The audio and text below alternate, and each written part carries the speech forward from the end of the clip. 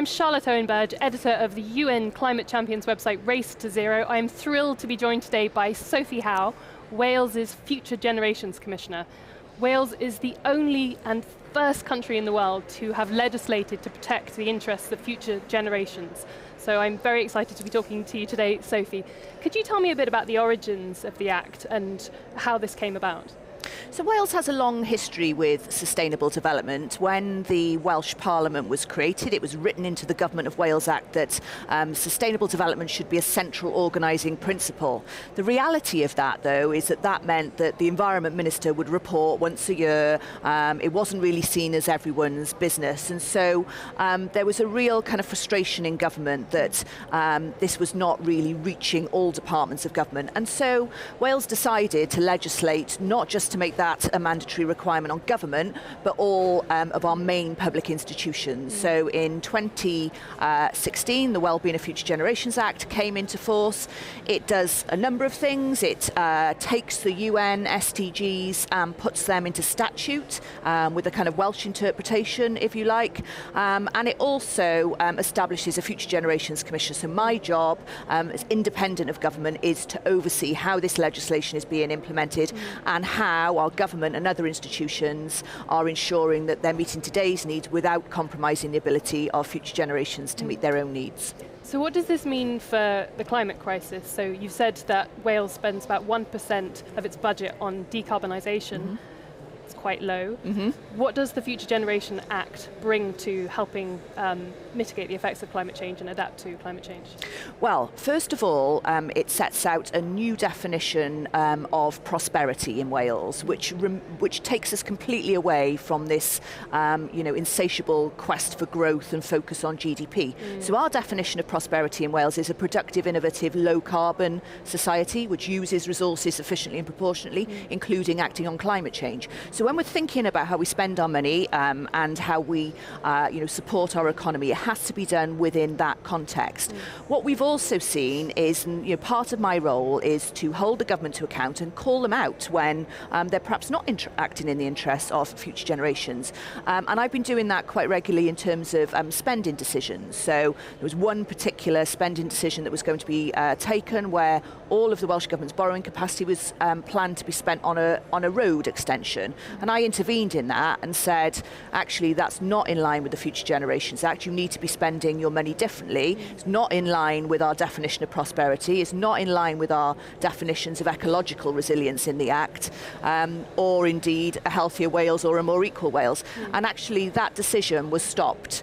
And we're now investing that money instead in improving public transport, active travel, and so on. And there are very many things that we're now seeing where huge increases in climate, direct climate spend, money just in the last few weeks announced for things like improving energy efficiency in our homes, and a lot of that is being driven both by the declaration of a climate emergency and by the legal requirements under the Future Generations Act. Just going back to your point about GDP, is how the world measures growth fundamentally the problem? Do we need to reassess how we measure wealth, as some countries are already beginning to do so? Absolutely, and that's exactly what our Wellbeing of Future Generations Act does. We have 46 national indicators linked back to our Act, which tracks our progress. And what we're saying there really is that GDP should not be the be-all and end-all, because that has led us to a situation where we have seen growth alongside destruction to the planet.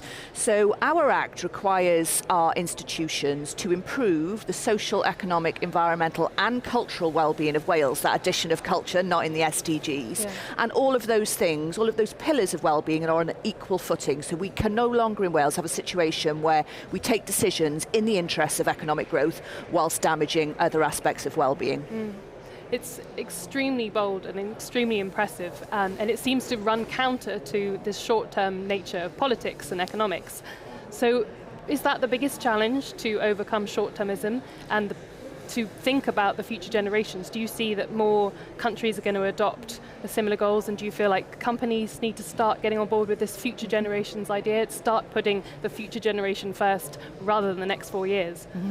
Well, short-termism is absolutely endemic in decision-making across the world, and that's why we're seeing that we're in the midst of a climate crisis that hasn't been tackled, because our systems operate from one electoral cycle to the next, which generally are around between sort of 3 and 5 years.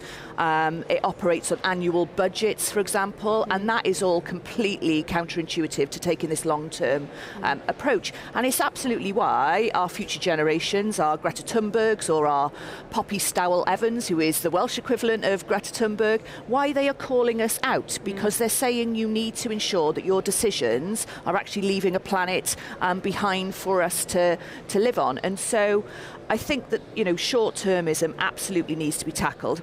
Our wellbeing goals in the Future Generations Act are long-term goals. They don't change from one parliamentary term to the next. The requirements on our government, the legal requirements to deliver them, remain. And you wouldn't think that that was revolutionary in a political system, but it really is. The closest we get is the UN SDGs to 2030. Our goals actually go beyond that, and they are localised into domestic law, and therefore our institutions have requirements to deliver them. And because of the Future Generations Act, what do you see Wales looking like in 10, 20 years' time? Well, I certainly see a low carbon and greener Wales.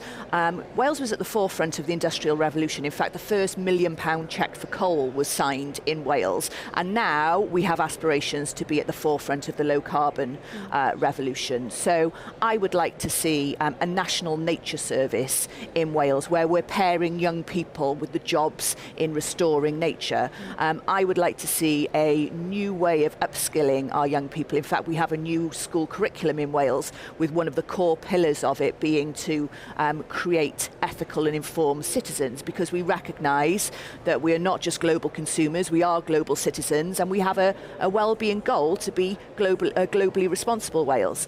I think that we want to see those connections being made to how the environment is so critically important to human health. So a reduction in the number of people who are dying from air pollution, using our natural resources for social prescribing to improve people's health.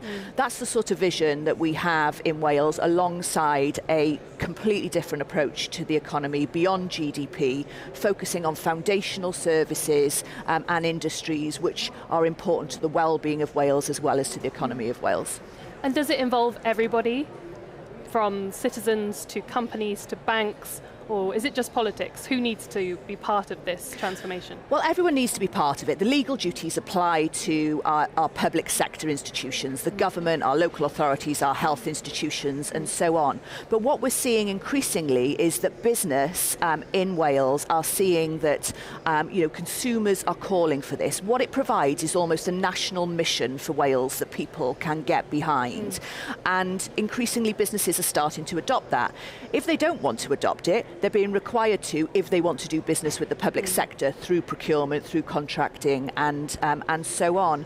And what we're also seeing is that out there in our NGOs, in our community groups, people are using this framework of the Act to do different and better things. And I think what we're doing here is building a movement of people across Wales. And what we also want to do is to build a movement across the world of countries who are going to adopt this approach.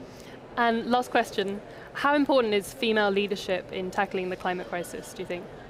Well, there's that, I think it's Mary Robertson who says, climate change is a man-made crisis, and there's a feminist solution. And what we see across the world is it's often female leaders who are taking the boldest action on climate change. I think that as a female leader in Wales, amongst many other brilliant female leaders, I'm certainly seeing that that's the case. And I think it's also really important for us to recognise those connections.